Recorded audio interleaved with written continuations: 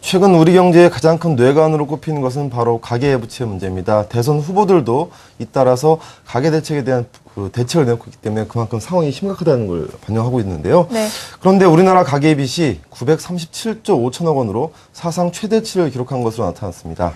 네, 증가세는 다소 둔화됐지만 은행 문턱을 넘지 못한 저신용자들이 보험사와 대부업체 등 제2금융권으로 몰려 부실 위험이 더 커졌다고 합니다. 신선미 기자가 보도합니다.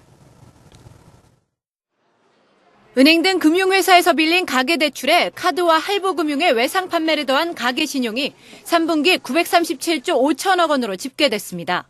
전분기에 비해 13조 6천억 원 늘어난 것으로 지난 1분기 잠시 주춤하더니 다시 증가세가 이어지고 있습니다.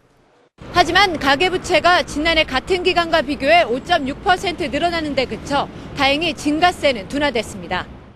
특히 3분기 기준으로는 4년 만에 가장 적게 증가했습니다. 은행권 대출 증가폭이 큰 폭으로 줄었기 때문입니다.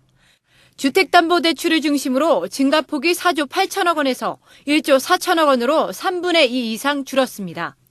정부의 강력한 총량 규제에 은행이 대출 채권을 주택금융공사 등 다른 금융기관에 넘겼기 때문입니다. 이로써 대출 잔액이 줄어든 것처럼 보이는 착시 현상이 발생한 겁니다. 은행 측 입장에서는 크게 자기들 가지고 있던 그 채권을 양도를 하니까 불안정한 리스크 같은 게 좀 줄어들 수 있고. 여기에 대출자들이 부실 위험으로 극심한 경영난을 겪고 있는 저축은행을 꺼리면서 비은행 예금기관 대출 증가폭도 70% 가까이 감소했습니다.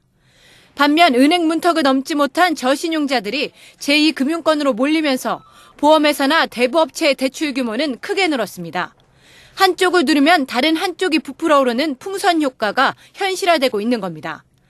보험사 대출 증가폭이 1조 2천억 원으로 전분기에 비해 1.5배 증가했고 자산 유동화 회사와 대부업체 등 기타 금융중개회사 대출 증가폭도 6조 7천억 원으로 2.5배 늘었습니다.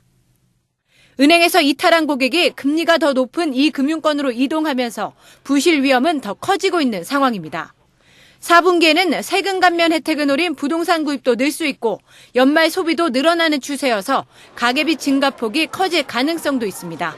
한국경제TV 신선미입니다.